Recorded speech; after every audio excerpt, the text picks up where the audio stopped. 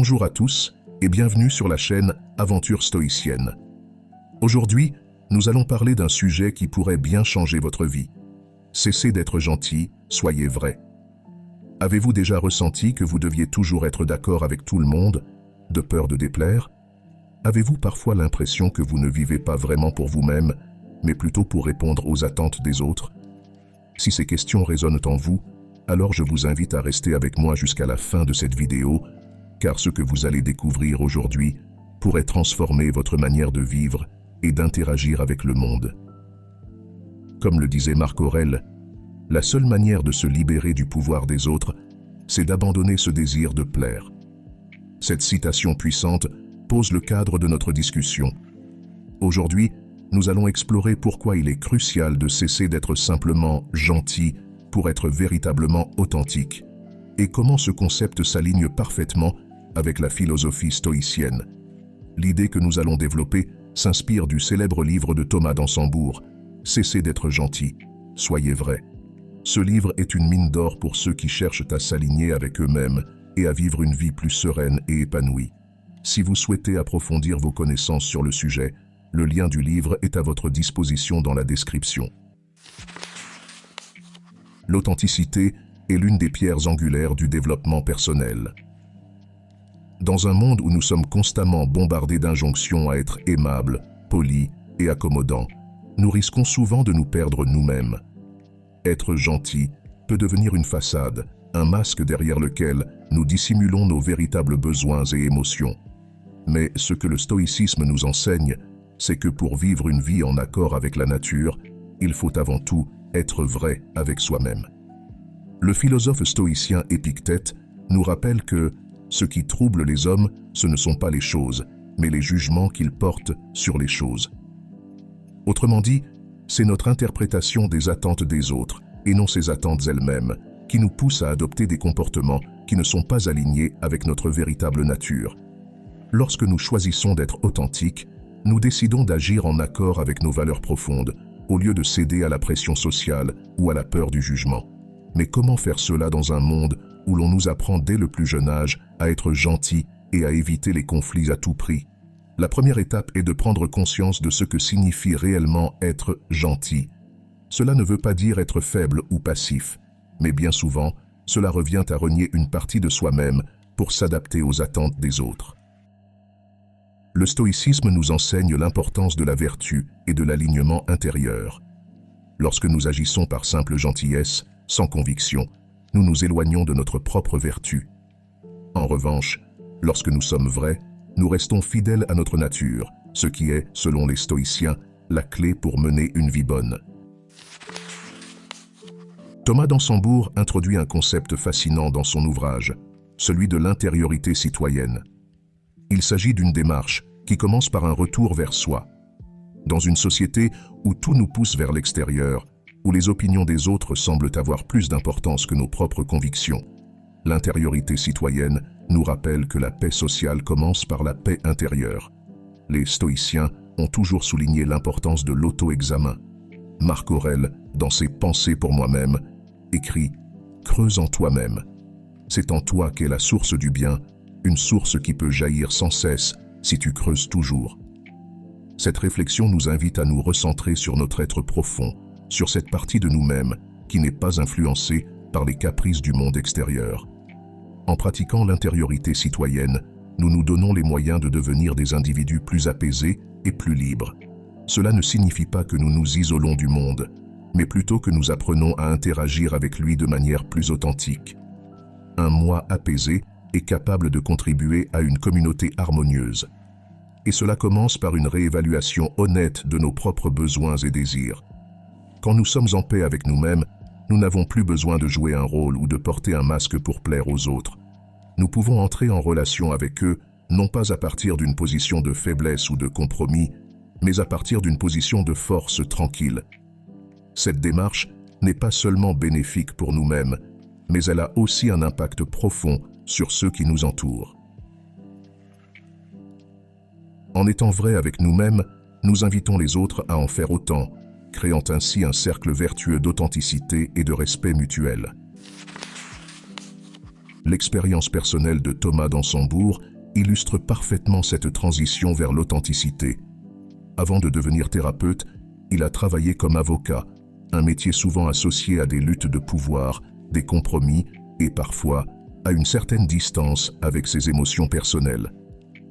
Pourtant, à un moment donné, il a ressenti le besoin profond de changer de voie, de se reconnecter à ses véritables aspirations. Cette quête intérieure l'a conduit à laisser derrière lui une carrière prometteuse pour se tourner vers l'accompagnement des autres dans leur propre cheminement vers l'authenticité. Son parcours nous enseigne que l'éveil spirituel et émotionnel passe souvent par un acte de courage, celui de reconnaître que la vie que nous menons ne nous correspond plus. Les stoïciens parlent de l'importance de suivre notre propre nature, notre propre chemin, même si cela signifie aller à contre-courant des attentes de la société. C'est en faisant ce choix que l'on trouve une véritable liberté. Pour vous, cela pourrait signifier reconsidérer votre travail, vos relations, ou même la façon dont vous passez vos journées. L'important est de se poser les bonnes questions. Est-ce que ce que je fais actuellement reflète qui je suis vraiment? Suis-je en train de vivre selon mes valeurs, ou suis-je en train de me conformer à ce que les autres attendent de moi? D'Ansembourg a compris que pour être un guide véritable pour les autres, il devait d'abord être vrai avec lui-même. C'est un chemin que nous devons tous envisager si nous voulons vivre de manière authentique. Le stoïcisme, avec son insistance sur l'alignement intérieur, nous donne les outils pour entreprendre ce voyage de transformation. Un aspect crucial de l'authenticité dans nos interactions est notre manière de communiquer. La communication non violente, développée par Marshall Rosenberg, est un outil puissant pour exprimer nos besoins de manière claire et respectueuse, tout en étant à l'écoute des autres. C'est un art qui consiste à dire la vérité sans blesser, à être sincère sans être brutal. Selon les principes stoïciens, il est essentiel de rester maître de ses émotions et de ses paroles. Sénèque nous rappelle que la parole doit être tenue en bride. Cela ne signifie pas que nous devons taire nos vérités, mais plutôt que nous devons les exprimer avec discernement et sagesse. La communication non violente nous apprend à formuler nos sentiments et nos besoins de manière qui soit à la fois authentique et constructive. Par exemple, au lieu de dire « tu ne fais jamais attention à moi », ce qui est une accusation, on pourrait dire « quand tu ne me regardes pas pendant que je parle, je me sens ignoré et j'aimerais que nous soyons plus présents l'un pour l'autre ». Ce changement de perspective transforme une possible confrontation en une opportunité de rapprochement.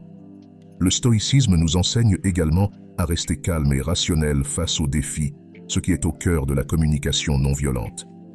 En pratiquant cette forme de communication, nous restons fidèles à nous-mêmes tout en respectant l'autre, ce qui est fondamental pour des relations authentiques et durables.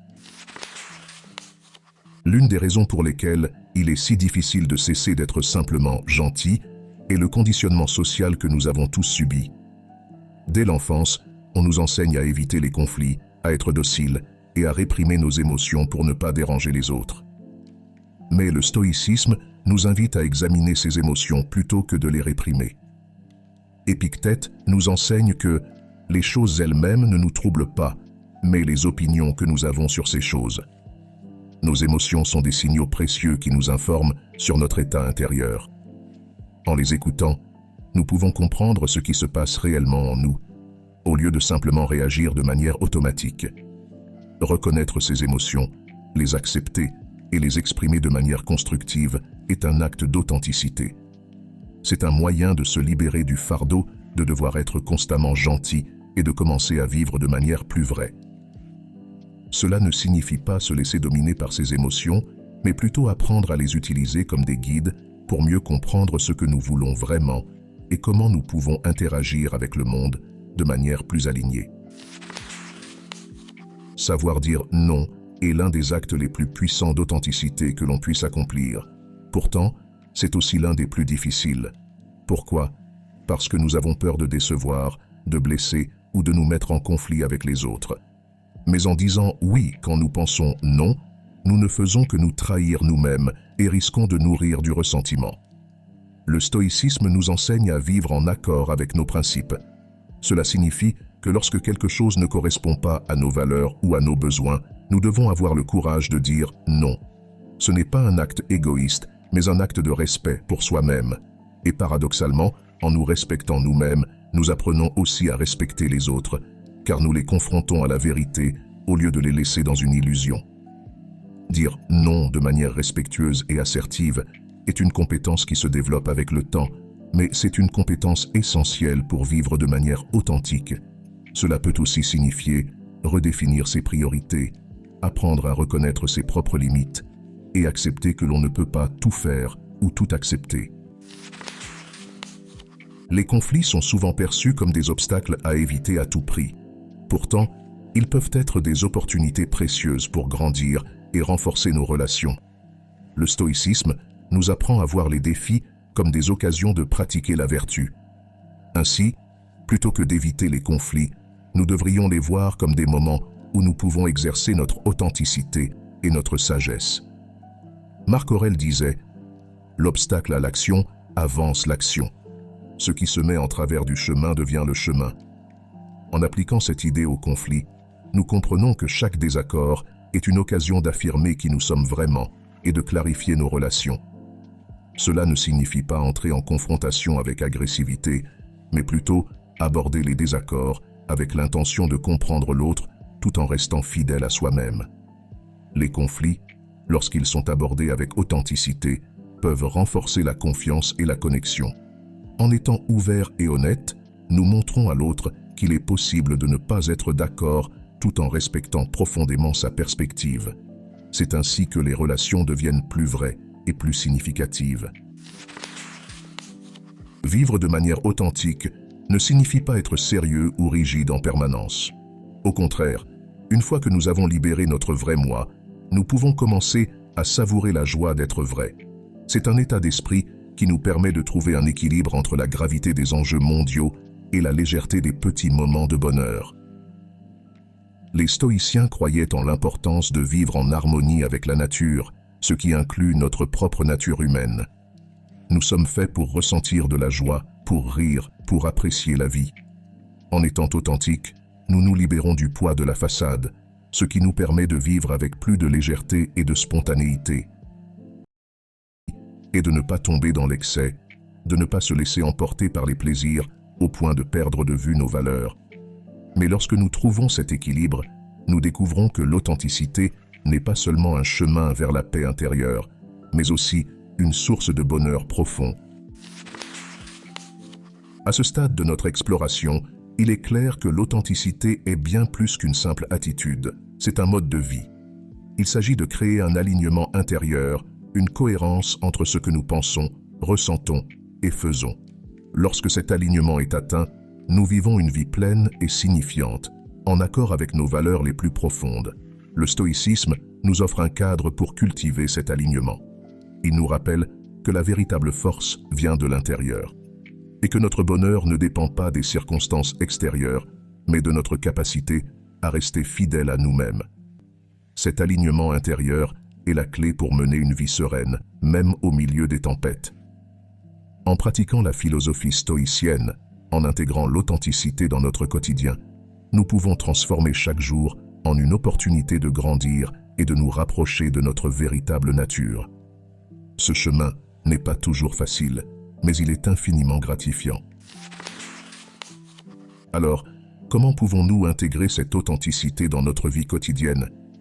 Il ne s'agit pas de tout changer du jour au lendemain, mais plutôt de commencer par de petites actions. Prenez le temps chaque jour de vous poser cette question simple. Suis-je fidèle à moi-même? Chaque fois que vous vous trouvez face à une décision ou à une interaction, demandez-vous si vous agissez par conformité ou par conviction. Commencez par dire non quand c'est nécessaire. Exprimez vos véritables sentiments avec respect et voyez les conflits comme des opportunités de renforcer vos relations. En cultivant l'alignement intérieur, vous découvrirez que vous pouvez vivre une vie plus sereine, plus épanouie et plus significative. Merci d'avoir été au rendez-vous pour cette vidéo.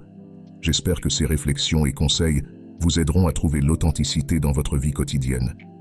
Pour soutenir notre chaîne et nous encourager, laissez-nous un merci en commentaire, aimez cette vidéo et abonnez-vous à la chaîne pour ne manquer aucun épisode. Ensemble, nous pouvons continuer à grandir et à nous développer sur cette aventure stoïcienne. À bientôt sur la chaîne Aventure Stoïcienne.